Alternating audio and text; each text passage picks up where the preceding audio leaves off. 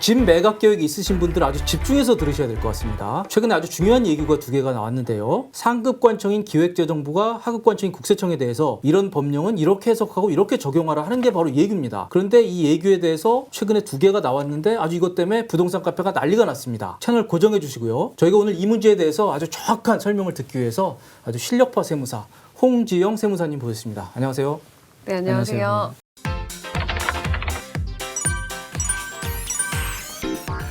유튜브 잘 보고 있습니다. 세계대전, 뭐 전쟁 유튜브예요. 아닙니다. 세계대전은 네. 세무사하고 회계사라고 해서 저희들끼리 이제 어떤 뭐 대전 이렇게 하는데 네.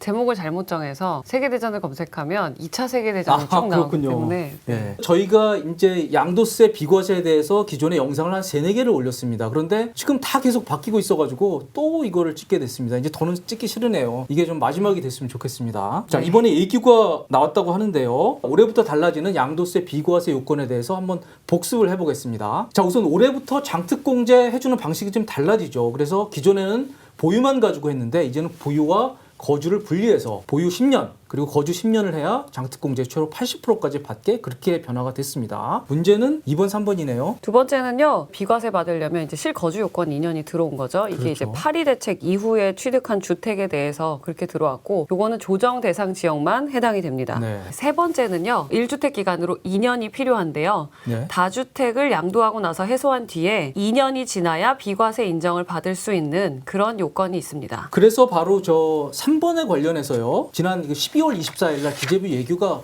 나왔습니다. 그래서 그 부분은 혼선이 지금 정리가 됐죠. 어떤 거였습니까? 올해죠. 2021년 1월 1일 이후를 기준으로 1주택이 된 사람은 저규정을 적용하지 않겠다는 내용이 나왔는데요. 네. 이제 작년까지는 집을 다 팔고 올해 1월 1일이 된 기준으로 집이 한 채가 된 사람은 그 한 채를 팔았을 때 2년의 보유기간을 산정하고요. 그 집을 취득 시점으로 봐주겠다는 얘기입니다. 네. 그러니까 결국 작년 연말까지 다 집 정리하고요. 1월 1일 기준으로 1주택이 된 사람들은 집에 2년 보유 요건을 따질 때 제일 처음에 집을 샀을 때로 소급해서 기산을 해주겠다 이런 얘기네요. 예, 맞습니다. 기산을 안 해주는 경우는 어떻게 됩니까? 올 1월 1일 기준으로 다주택자에 대해서는 네. 이제 작년에 많이 양도하라고 얘기를 했는데 네. 정보 말 안 들은 사람들. 예, 그렇죠. 네. 말을 안 들었다고 볼 수 있긴 네. 한데 그거 어떻게 합니까, 그 사람들은? 그분들 같은 경우는 이 부분에 대한 논란이 많았어요. 근데 네. 현재 다주택자인 사람들, 즉 2021년 1월 1일에 다주택을 갖고 있는 사람들은요. 나머지 집을 다 판 다음에 1주택이 된 이후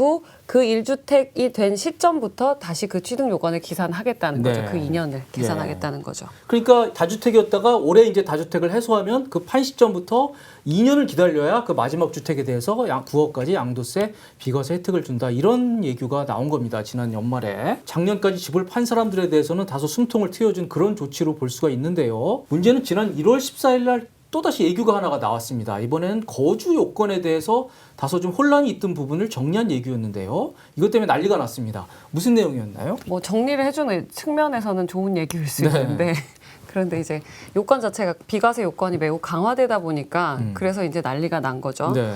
주택을 구입했을 때 예를 들어 제가 지금 현재 다주택자인데 A와 B주택이 있는데 A주택을 먼저 팔고 나서 B주택이 이제 1세대 1주택으로 됐겠죠.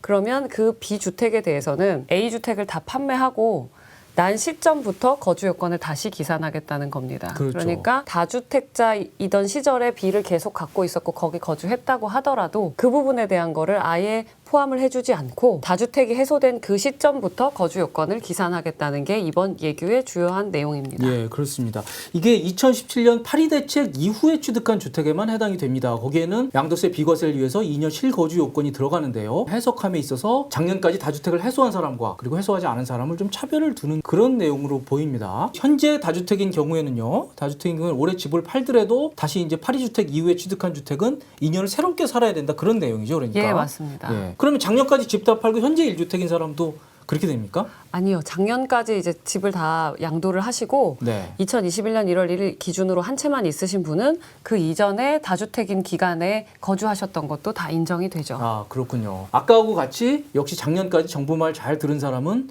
그 혜택을 주고 그리고 현재까지 안 팔고 개기고 계신 분들은 조금 페널티를 주겠다 뭐 이런 의도가 있는지 없는지 모르겠습니다만 결과적으로 그렇게 되네요. 자, 그래서 제가 표로 한번 정리를 해봤습니다. 기재부 예규를 잘 살펴보시면 올 1월 1일 현재 다주택자인 사람은 보유 요건은 최종적으로 1주택이 된 날부터 기산을 하고요. 네. 그다음에 거주 요건 역시 최종 1주택이 된 날부터 기산을 하는 거죠. 두 번째 보시면 1월 1일 현재 1주택자에 대해서는 취득 시점부터 쭉 기산을 해서 네. 보유 요건을 기산한다는 거고요. 거주 요건 역시 취득 이후 거주한 기간부터 쭉 다 인정을 해준다는 내용입니다. 네. 저런 내용을 보면요. 지금 양도세, 비과세 받고요. 이런 그리고 또 다주택자들은 뭐 말할 필요도 없습니다만 너무 양도세가 어렵고 까다로워지고 있어요, 지금. 다주택자 같은 경우에 올해 집을 팔더라도 뭐 새롭게 2년을 더 기다려야 되는 그런 상황이라 너무 이게 양도세가 좀 까다로워지고 있어서 이거 집을 팔라는 겁니까? 말라는 겁니까? 사실 좀 보면은 네. 양도세 세율이 너무 중과되고 네. 그리고 세금도 너무 많이 매기고 있기 때문에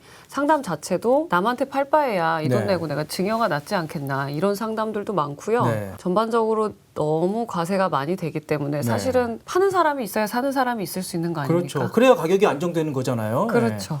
그래서 과연 이 정책들이 사실 얼마나 실효가 있을지는 의문이고 세법이라는 게 복잡해진다고 반드시 꼭 좋은 게 아니라 법은 간단해야 되잖아요. 그렇죠. 근데 이렇게 계속 정책들이 누더기처럼 네. 계속 개정이 되다 보니까 네. 뭐 우스갯소리로 저희가 양포 세무사라는 것도 네. 나왔습니다. 양도세는 안 받는 세무사들인가요? 네. 근데 그게 그럴 법한 게요. 세무사들이 양도세를 받았을 때 뭔가를 잘못 계산했을 때 가산세 리스크가 훨씬 크거든요. 그렇겠네요, 진짜. 이게 과연 그 시장 원망 듣고 물어줘야 되나요? 그럼 그 돈을? 물어줍니다. 아, 그래요? 잘못 계산했어요. 아. 그렇죠. 물어줘야 되기 때문에 기피하는 현상들도 있고 네. 그래서 이게 정상적인 상황은 아니라고 생각이 됩니다. 네. 아무튼 뭐 정부 생각은 그런 겁니다.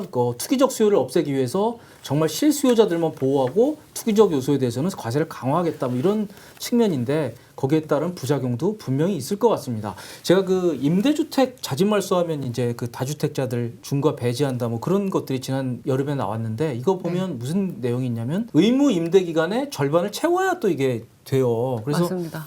사실 뭐 지금 부동산 안정되려면 막 팔아야 되는데 굳이 의무 임대 기간의 절반을 채워야 될 필요는 뭐냐 제가 그렇게 물어봤더니 그러게요 어떻게 하다 보니까 그렇게 됐네요라고 정부에서 얘기하더라고요. 그래서 야 이거 참 도대체 뭘 위한 양도세 정책인지 하는 그런 의문도 잠깐 들었습니다. 그리고 뭐 네. 거기 잠깐 관련돼서 네. 말씀을 드리면 임대주택 같은 경우도 처음에는 다 하라고 했다가 없애고 바꾸고 이렇게 했잖아요. 그럼요. 네. 근데 이제 말씀하신 대로 50% 기간 반 이상을 8년 중에 이제 4년을 임대주택을 유지하고 나서 자진해서 말소를 신청하게 되면 말소한 지 1년 이내에 파셔야 중과세가 배제가 됩니다. 그렇죠. 맞습니다.